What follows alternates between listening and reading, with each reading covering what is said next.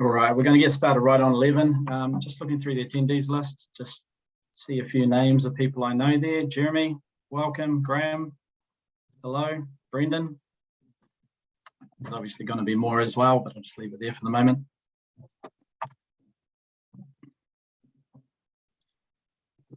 Excellent.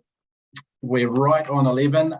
Look, hello everybody. Welcome to Sibley Energy's very first webinar on adjusting to New Zealand's energy future. Thank you for taking some time out of your day to spend it with us.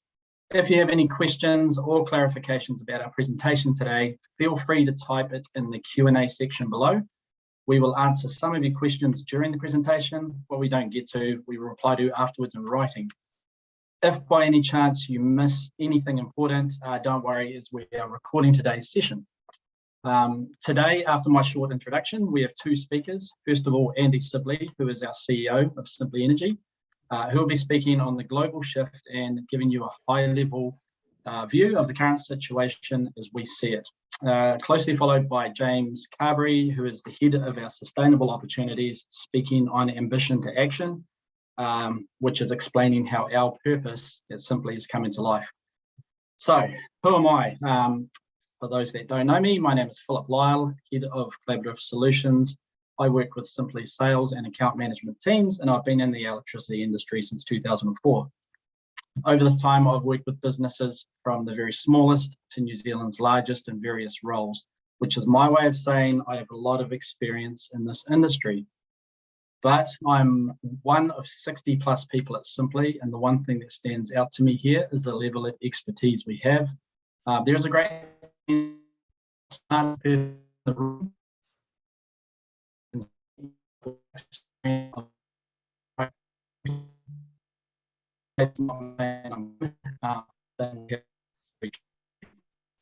So who is Sibley Energy? Well, Contact purchased Sibley Energy in 2019. We brought together two teams from both Sibley and Contact. We also brought across Contact's largest customers to Sibley as we continue to be an energy provider for them. So why did we split from Contact? Well, it comes back to what our purpose is. So our purpose is to inspire and support customers to reduce emissions. I'll repeat that just so everyone gets it. So our purpose at Sibley is to inspire and support customers to reduce emissions. This is because it's a complex space to navigate, because no one has the answers and there is no silver bullet. It was understood we would need to be really focused, move quickly, and be more nimble than we would inside a large corporate business with multiple priorities. We're the first to admit we don't have all the answers. We have the expertise and we are very curious. We are working with a number of customers already, some even supplied by other retailers on various initiatives. That's an exciting place for us to be. And over the last year, we invested a lot of time and energy listening to our customers, which we continue to do today. We've heard a lot of general themes in this space about not being the first cab off the rank, not knowing where to start, or not knowing what options are available. Although there is a small group already well down this path that we are learning from as we work together with. So anyway, that's enough of me. It's my pleasure to present the first of our two speakers, Andy Sibley, CEO of Sibley Energy. Lovely. Thanks, Phil. Thank you very much for that. That's a great introduction, and I'm really pleased to be here. And thank you, everyone, for taking the time to spend some time with us and chat through these themes. We have been on this journey for a while now, gained a lot of feedback, and I want to sort of give some context around what's happened globally. We're connected to a broader ecosystem that really is looking at the global energy shifts and how do we do that, and what does that mean for New Zealand. So I'm going to be talking about in a number of layers and then come down to a few themes. But it's lovely to have you here. Please feel free to throw in some Q&As. This is the start of a number of series that we're going to do. May be of interest for people, may not be, but we're just going to take people through a bit of a journey and provide some information to help them, because blimey, it's a complex space and it is moving very quickly. What we really are keen to do is talk about what is the energy challenge and the energy transition, and actually where are we going with it, and what does it mean, and why are we focusing on energy when we talk about global emissions? Well, there's a lot of you've seen a lot of information around the challenge we face from a global warming perspective and the effect the emissions have. And what I've shown there is a bit of a slide to say, okay, what impact does energy itself have on those global emissions? And you'll see there that 73% of those emissions relate to energy usage in various forms. So we can see that by impacting energy globally, we can have quite a big impact on the emission factor for the planet, and hopefully meet our targets and aims. And we see one of the key things in there is renewable energy, and how do we do that, and how do we shift to renewable energy, which in many cases is intermittent and has problems, but also where the energy sources can potentially achieve what we need to achieve. How do we manage them? And so there are lots of things that we're going to talk about over the series of the webinars, but I'm really sort of going to key thing around the global energy challenge and where we're going with that one. We also think that it's not the only driver as well. You know, we talk a lot about the energy transition and what it means for climate change. We also see an energy transition having much broader impact for people and communities. And what we've seen as well, where you've seen communities come together to solve their own energy challenges, we're seeing much more distributed energy through communities. And we see a different level of work experience in that area, where we see the energy transition driving a cleaner living. And you would have seen before COVID, before masks were commonplace, major cities in the world where you've seen high carbon content and high particulate contamination, where people have been sort of overcome with particulate matter, and we've just seen a lot of smog there. What we're seeing now is a big driver to reduce that, and even some of the customers we talk to now about moving data centers into New Zealand, where they can connect to renewable energy, where China is moving those big energy sinks out of China because they see that as a way of just fueling a really unsustainable growth in energy, which is causing a lot of high carbon fuel usage. So they're trying to manage their own transition. So there's a role to play with many countries, and I think it's a global thing, that how we shift this. But we do see a bigger value in this shift. What I also like to say here is a bit of a busy slide, but there is a need for speed, and regardless of your position on global warming, we believe that emissions having an impact on global warming. And you would have seen that many of the conferences and the climate action groups, there is a bit of an ambition gap. And what does that mean? It means that if we are trying to limit the effects of global warming, we have to move fast and try and halve global emissions by 2030 and try and get to net zero by 2050. And so we're going to talk a little bit about what does that mean and how do you do that? Because some of the feedback we're getting, and we know this, it is not easy, particularly when you want to do the right thing and you see the economic wall you have to climb to do that. What we want to try and talk about a little bit more is some of those issues and potentially pathways forward. But you'll see there that there's a lot of work to be done if we're to meet those pledges and targets that have been set. The landscape, we think, is going through some major shifts. And that slide there shows you around a couple of key themes. We think decentralization is the key, where you've got generation moving up into different communities and areas. And we see that both globally, and starting to see real interest in embedded generation and distributed generation on sites where you can use that energy more efficiently. You're not passing it through a distribution network or a transmission network. You're getting the energy efficiently to the sites. And so we see that as a growing theme around where customers choose to do the right thing by either wind farms, battery usage, or solar. So we see that as a key theme. In itself brings out a few challenges, both in the system and business. Clearly, it's expensive to do that. And what's the business case around that for companies is some of the work we've been is helping businesses understand. And what how do they get economic return if they wanted to put distributed generation on their sites? So we do see some business challenges, and when we're working with customers, how do you do that, and how do you do that economically, and how, what we believe, one of the things around decentralized generation, we're going to have be flexible, how we use that energy, and what does that mean for a customer, and also what does it mean for the system.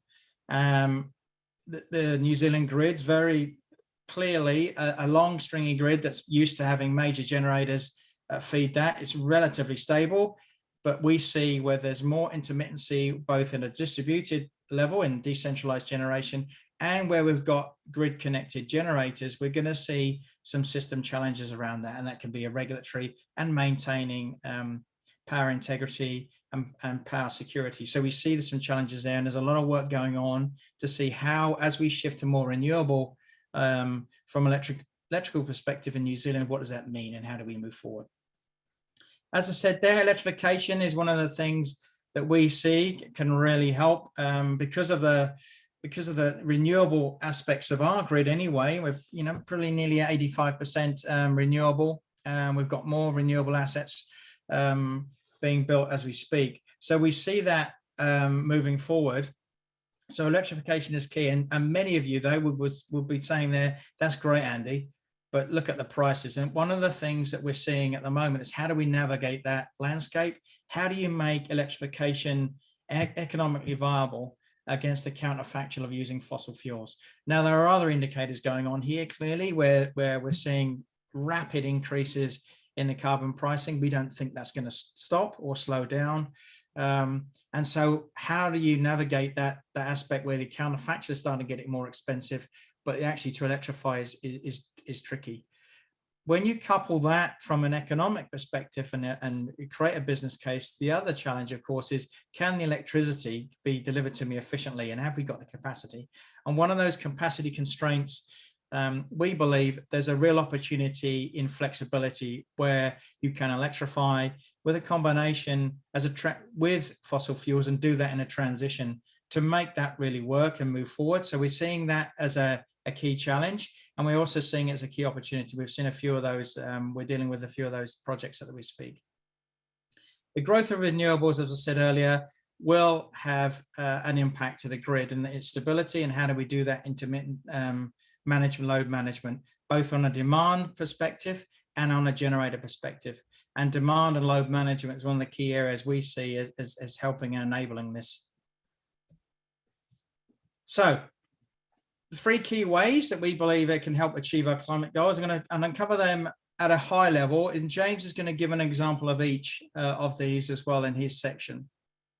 So we're going to talk about efficiency, flexibility, and electrification. Let's start with efficiency.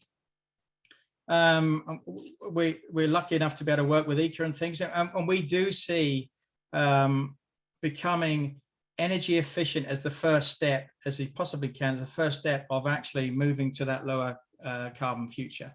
And certainly investment in energy efficiency, so when you do as a company want to make that transition, is as cost effective as possible. And we see that with a number of customers where we're helping them become more efficient and reducing their total energy usage today. And how do they do that so that any transition can be as cost effective as possible?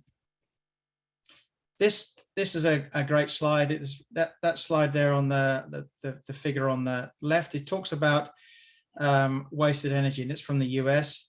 When you think about total energy consumption in the US, about 61.7% of that is wasted energy. So we see there's quite a lot of opportunity both globally and in New Zealand around that. And we see demand side of an energy efficiency can contribute about 40% of the required emissions required in the Paris Agreement goals. So you can see that energy efficiency is a first step for this, whilst not always easy, is a relatively simple thing to map out if you get the plan right to understand how you're going to do that. You can't be, totally efficient in this, but taking steps in this way and understanding where you can move forward has a big play for you from an economic perspective in moving forward. So flexibility, we also think that with the intermittency of renewable sources coming into the grid, and also that distributed energy model, that we're going to need to be flexible both on a demand side and a generator side. And so what does that mean? We've been doing some work around flexing on-site loads, and we've got some customers in the South Island where we flex their loads accordingly, where they see there could be local constraints or from a national perspective. So we do see flexibility as one of the key options, and James will talk a little bit more about that.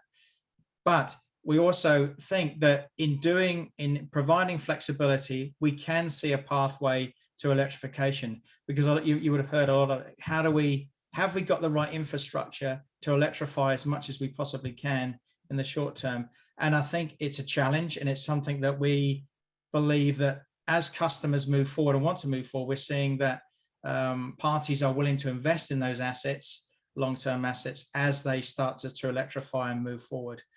But we do see electrification and electricity consumption playing a much bigger role in the total energy consumption globally. And the shift is quite key to be able to obviously produce the energy in a renewable sense, but also then shift to that electrification and that renewable energy source in the most efficient way with minimizing losses. So we do see it playing a big part here. And I think one of the key things for us is, how do we help customers electrify in a way that they can do in a commercially viable sense? And it might be small steps, it might be a big project, etc. But there's no one size fits all here. And we're certainly working with the customers that want to do the right thing and are trying to understand what is a relatively complex scheme of getting energy from a power source to your site is actually quite a difficult thing to navigate. So we're seeing and helping customers with some of these problems around how do we do that. As you see there, we do see it playing a bigger share, from 19% to 44% globally, as we see more renewable energy generation. So I'm going to pass over to James now to talk about some of those three, each example of each of those three, James. But just to recap before I do that, we do think efficiency is one of the key areas. We also think electrification is one of those is a way of reducing those emissions, and the key challenge is, how do we do that efficiently and effectively? And finally, in doing that, we need to be more flexible with load, both on a demand and a flexibility perspective from a generation area. So I'll pass over to you, James, and if there's any, are there any questions I have on there I'd like to answer? I'll start with Brian. Brian's, if that's all right. Yes, we will need sufficient storage to meet most of the peak demand. I think I do think that we can manage the intraday intermittency, certainly in New Zealand, where we're seeing a load shift, Brian, and also where we're seeing a growth in storage. And when I talk about storage, it's not necessarily batteries, it's also about total energy storage, where we're seeing, whether it be refrigeration that you're using that energy and then shutting down that plant, storing that energy for periods of time. Hot water storage, etc., is one of the key things, both from a commercial perspective and from a domestic perspective. So we do think there's a challenge there, but we do think that the bigger challenge will be, I think, the seasonal swings in where our load and generation perspective will sit. And some of those challenges we do think can be managed by flexibility of plant running and switching fuel sources at different times of the year. Question from Jeremy there: is load flexing only available to Sibley and Contact customers? No, there are others that you certainly, we've seen customers that, and James can talk to more about this, but we've seen customers that have flexed their own load and have taken the initiative to do that. I think our only point is, how do you do that in the most effective way? And I think one of the key things for us here is doing it in an efficient way, which basically isn't going to upset your business model and interrupt your load, so that you have a negative effect on your business. So we have an automated way of doing that, and we're building more capability in that to take different signals from different parts of the market, or even from your own energy perspective, when you can and can't interrupt. So there are various ways of doing it. we think to try and get the best benefit for a customer, there are various sort of triggers that can help to do that. So there are others doing it. But anyway, that's the sort of question. Yes, and to your point, Brian, yeah, there's a lot of megawatts that needs to be transitioned as well. So we do see quite a lot of energy, and we work with quite a few customers at the moment that are basically transitioning to fossil fuels into the tens of megawatts. Thank you very much for that. What role? I'll go one more question, James, and I'll hand over to you. What role do you think PPAs play in increasing renewables? I think they are key. We are working through a number of PPAs at the moment where that long-term commitment to a renewable energy source can underpin new investment, and certainly it makes investment decisions from a developer much easier and cleaner, and from a customer perspective, locking in a reliable renewable energy source early as the key way to go, and then you're not exposed to transitional price increases, etc. As we move forward to an overall grid that's going to struggle to manage renewable energy sources. So a long-term PPA is one of the key things we think we can manage that. There's one more question, Andy. Yep. Where does Sibley Energy see the greatest potential to address wasted energy? Well, we're going to do a whole theme on that as well. But Tyler, I'm going to pass over to James. He will cover some of that. One area we see as wasted energy, and I'll let James talk to that. But if there's any sort of deeper knowledge you want that, we will cover it in another webinar, Tyler. But James has got some, in his material, some ideas around that key efficiency theme. So thanks, everyone. Thanks for listening. And I'll hand over to you, James. Thanks, Andy. And yeah, please keep putting questions into the Q&A. We do have some time at the end as well to pick up anything else that we've missed.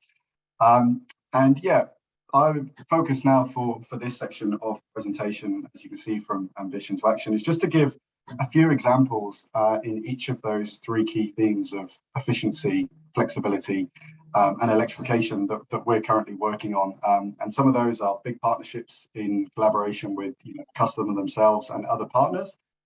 We've really noticed that to get a lot of these opportunities moving, you need to rely on lots of different expertise from different places. So I'm going to start with the efficiency thread. And come back to the slide that Andy shared earlier on, at least with the graphic on the left-hand side, which was the US view, but start honing in a little bit more on a New Zealand perspective. And in particular, an example that I want to share with you today around commercial buildings. So you can see that figure from a US perspective flowing right through to 35% of the energy within commercial buildings and being wasted energy. And then if we bring that into the kind of New Zealand lens and the great work that ECA have been doing, there's a current view that the energy performance and commercial buildings could be improved by 20 to 25%. So it's not often the sexy part of the transition when we talk about efficiency, but as the figure that we shared earlier, around 40% of the Paris Agreement targets being met from efficiency, it's a key part of how we transition, and it's something that we need to focus on at all levels, whether that's residential, commercial, and also industrial. So the example I'm going to share today is specific to commercial buildings. And if you think about the energy consumption within a commercial building, it's approximately 50% around heating and cooling, roughly 25 to 30% on lighting. And then the remaining plug load, or small power, as it's sometimes referred to, is another 20 to 25%. And we've been looking at a number of areas. There's a lot of great service providers across New Zealand looking at things like LED lighting. How do you optimize heating, ventilation, and cooling in buildings? But we found a bit of a gap and an area that we think there's some really good savings that can be made within New Zealand. And we formed a partnership with a company based out of the US called Sapient. And they're really focusing in on that plug load area, which at the moment is often ignored. You've got a lot of focus on other areas of the building, but we believe there's a really good opportunity there for making savings. And ultimately, it's a tool and it's a platform using a combination of hardware and software that provides you with insights at a plug load level, at a device level across a building. So this might be the conference equipment within meeting rooms in an office, all the monitors, the printers, the stand-up, sit-down, stand-up desks, effectively giving you insights into the consumption that all those devices are using. But not only just the insights on consumption, it also gives you a bit of insight around how the building is being used. And this is a trend we're starting to see now globally as well, is how do you bring things together like Internet of Things, so that you're not only just focusing on the energy piece, but you're also looking at how you optimize how the building is used, so that you can make savings in other areas, like getting rid of redundant equipment, for example. And we've started rolling out a few pilots. We've got a pilot currently running with ECA in the head office and a couple of other of our customers, and we've seen some really good results already on that plug load piece. So we're getting insights about how the building is being used, how devices are being used, and we're also seeing savings of more than 30% across our suite of pilot customers. So that's something that we're really excited about, and it's something that we're going to be continuing to ramp up and roll out as we go through this year. The next part I wanted to talk about from a New Zealand perspective is that key theme of flexibility. So we've touched on, and everyone is well aware of the fact that we've got a highly renewable grid here in New Zealand, and we're certainly pushing to get as close to 100% as possible by 2035. Now, a big part of that push to get to 100% will result in more intermittent renewables coming on board through the likes of solar and wind, which are currently offering a lot of the cost-effective transition from a renewables perspective. And when we look at flexibility in New Zealand and what the requirements are, there are a couple of areas that we need to think about from flexibility. We've got reserve supply on the far left, and that's effectively schemes that are set up to keep the lights on if we have an imbalance of supply and demand. So, for example, if we were to lose one of the power stations in terms of generation, we'd quite quickly be in a scenario where we've got a higher demand than supply. And flexibility can help by either ramping up other supply that's available in reserve in New Zealand, or dropping down customer load so that we balance the grid and what we call the frequency of the grid to ensure that we keep the lights on. So that's a really key part to the reliability of the grid here in New Zealand. And that's an area that we're already participating in through our demand flexibility platform that I'll give a bit more information around. And the bit that gets really interesting then around emissions reduction is when you look at things like peak supply. So as we go into the morning and evening peak in terms of demand in New Zealand, the grid itself becomes less renewable as we rely more on fossil fuel generation, so more peakers and Huntly to meet that demand. So if we're able to flex the load during those periods, effectively drop the load as the profile shows on the right-hand side, not only can we reduce the strain in terms of the demand of the grid, but we can also reduce the reliance on fossil fuel generation. And there's a recent study that came out that found that if 5% of the electricity system or the demand in New Zealand was responsive and flexible, there's a potential for savings of around 120 to 170 million on the generation side here in New Zealand.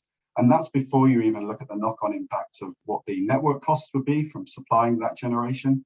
And that's a great amount of money that can flow through to customers that have flexibility, or even local generators that can feed in to meet that demand as and when it's required. So there's a huge pot of value there, both financially and of course on the emissions reduction side as well. Anything that we can take out of those peaks reduces that strain and reduces that reliance on fossil fuel generation. So it's a really important part to play in terms of that flexibility.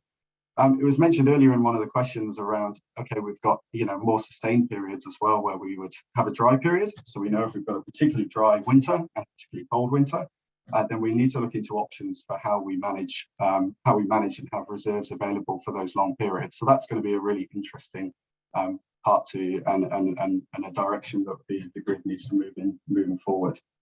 So just wanted to provide a bit of information and an example here as well around what we're doing with our platform and how it works. We've been working really hard over the last few years to build up a portfolio of customers that are available to have flexible load to support the grid in exactly that way that we've outlined previously. So supporting with reserve supply to be able to quickly drop load if the grid needs it. And also for more sustained periods, so to cover over the peak demand and feeding into the likes of the Transpower demand management program. Typically, the types of customers we've got signing up are things like cold stores. So they've got inherent thermal inertia, so they can turn off for a period and it doesn't have too big an impact on their operation.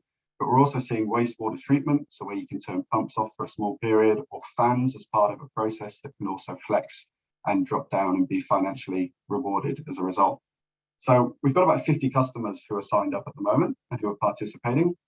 We've got a flexible load portfolio of about 15 megawatts, but we've got a great team behind this, and we're focusing to have a flexible portfolio of more than 100 megawatts by 2025. So a lot of hard work going into this space, both within Sibley and across New Zealand, with other people innovating at the moment to build up and create this flexibility market as we move forward.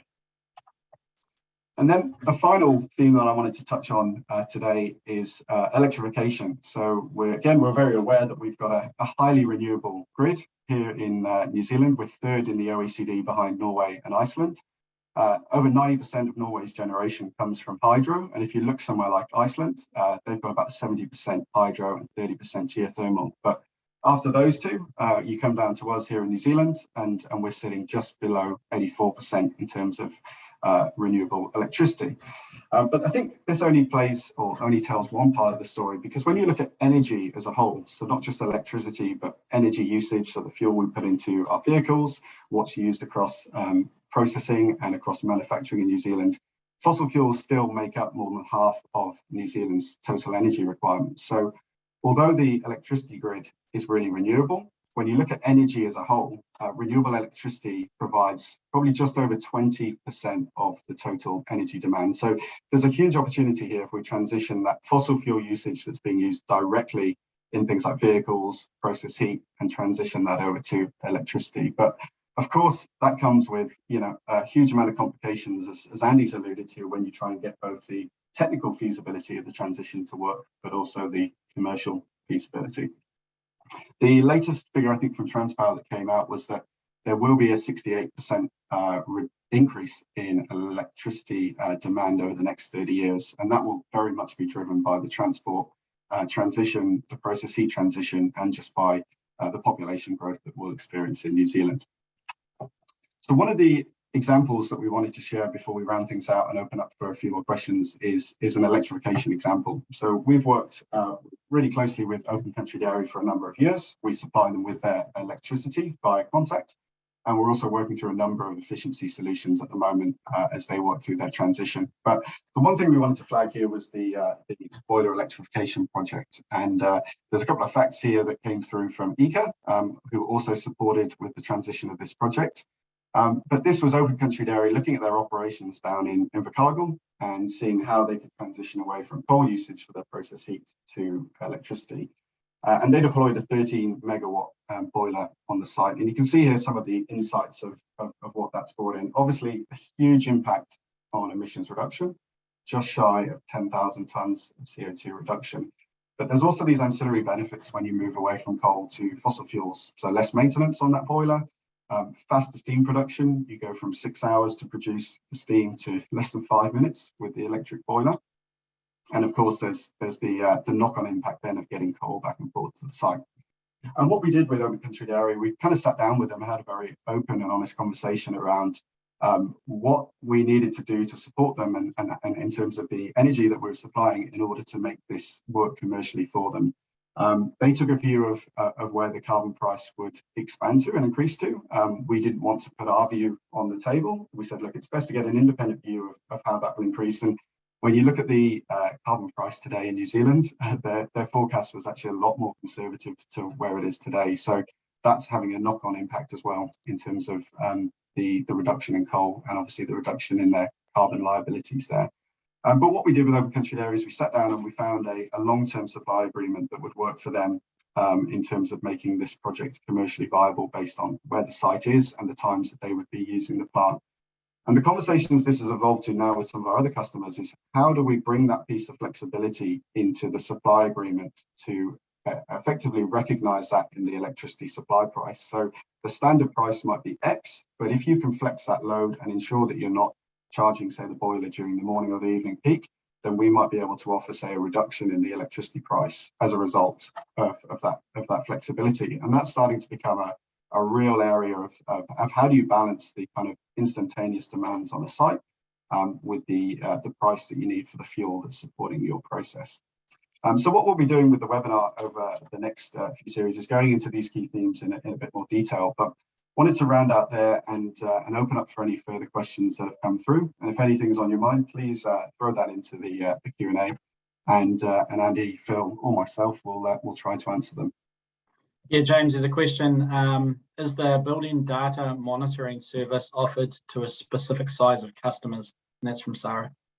Yeah, thanks, Sarah. So at the moment, the partnership that we've got with Sapient is very much focused on commercial buildings. We do have a roadmap that we've got in place with them, which looks to expand that out to potential within the residential space. But at the moment, we're looking at commercial office spaces of 100 people upwards. And we found that that's the sweet spot for getting everything set up, getting the installation of all the hardware and connecting up to the software platform. But, more than happy to, have a conversation if there was areas or, a portfolio of customers that might be interested in getting better visibility of how the buildings are being used. James, just to add on that, I think, Sarah, one of the key things that we've really found fascinating around is great to put the data out there of how, potentially if you're an occupant of a building, about behavior change and what does that mean, turning stuff, other things. But what we really needed as well, what we look for in the US is how do you do that in this modern day and age automatically? And so this platform that we get, you can set roles as a customer, you work out where, when you remotely switch things on off, and it automatically then monitors and controls those devices in your building so that you don't have to worry of people switching stuff off. It's doing automatically.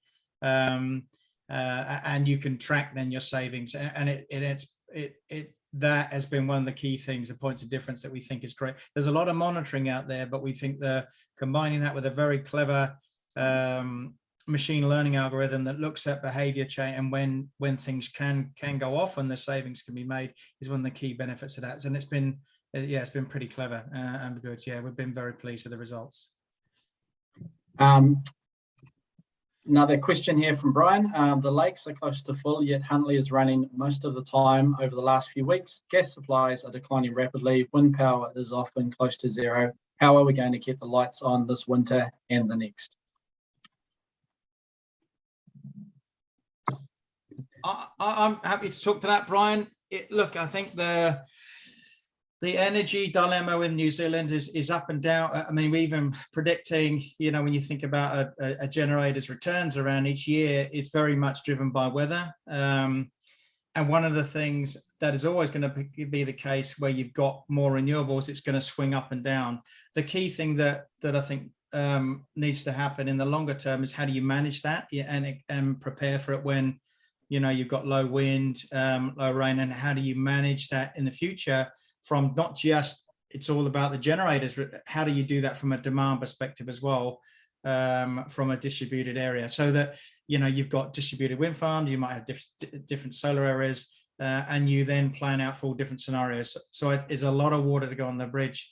But at the moment, there are challenging times, and we know that's why the grid currently isn't 100% renewable, because of these instances where you just can't get the energy to the right areas, and therefore you have to put back up in the carbon fuel, whether it be coal or gas.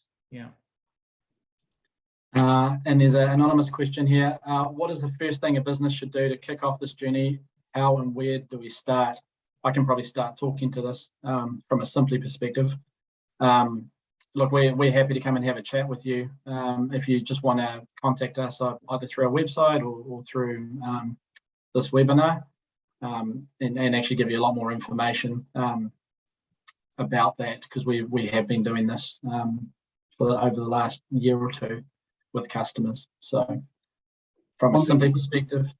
Yeah, I'd add into that as well, Phil. What we've done just there's two parts for us. There's exactly what we're doing with customers and understanding their needs, as Phil has alluded to, but we've also gone through the process of understanding our own business emissions. I think it's really important that you need to know what your footprint is as a business. And we've worked with Toitu on that to go through their audit process. So it's really insightful. There's certain things that are going to be an area of high emissions for a business. But it's good to be able to just sit down and get all the data and find that out. And we've gone through that process. The first step is obviously knowing what your emissions are, but then we've set secondary targets off the back of that in line with the Paris Agreement for how we reduce our emissions as a business.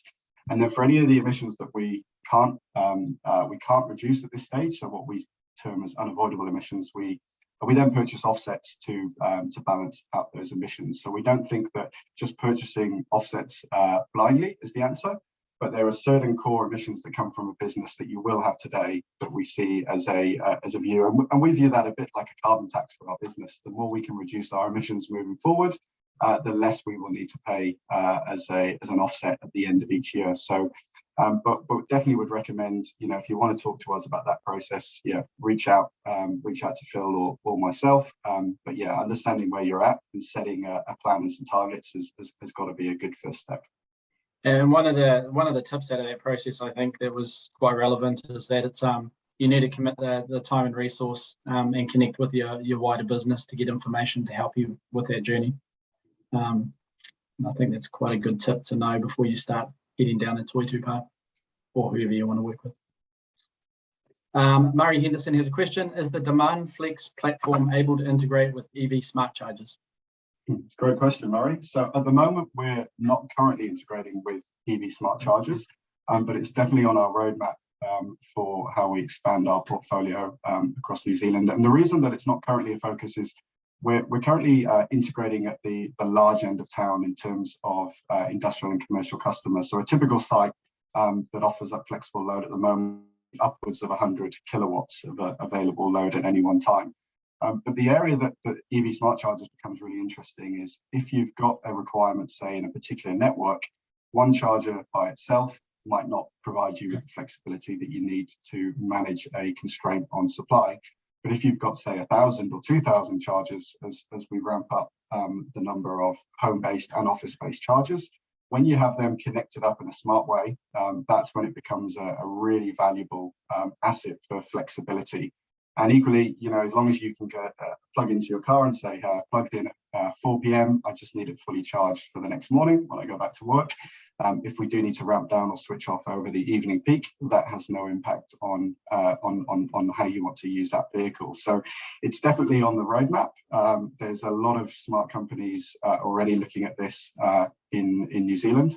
What we would say is if you are looking at chargers for your business, just definitely recommend putting in smart chargers now rather than dumb chargers, because it makes that connectivity and that flexibility so much better in terms of the value that it can provide to both you and the grid in the future. Cool. So unless there's no other questions on here. So in that, just again want to say thank you everyone for taking time out of your day to listen to our webinar. Look, this is the beginning of a series of webinars. We are looking to do a deeper dive into some of the topics that we talked about around efficiency, flexibility, and electrification. Although the following ones will be the deep dive into those various topics. Speaking of which, if there's anything you've heard today, you have more questions, please reach out. We are, as I said, very curious. We don't have all the answers, although luckily we did to the questions that came through today, so that was great.